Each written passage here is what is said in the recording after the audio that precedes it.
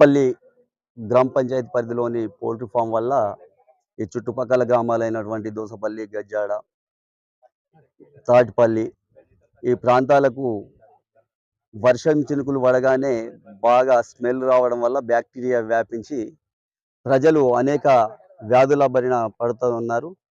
ఈ యాజమాన్యం నిర్లక్ష్యం వహిస్తూ ఉన్నది. వెంటనే ఈ పౌల్ట్రీ ఫామ్‌ను మూసివేయాలి.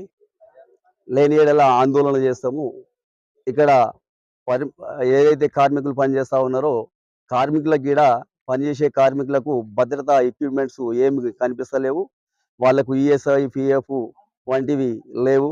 ఇంత పెద్ద పౌల్ట్రీ ఫామ్ పెట్టి ప్రజలకు అనారోగ్య పాలు చేస్తా ఉన్నారు. ఇప్పటికే మనము చాలా ప్రాంతాలలో చూసినాము.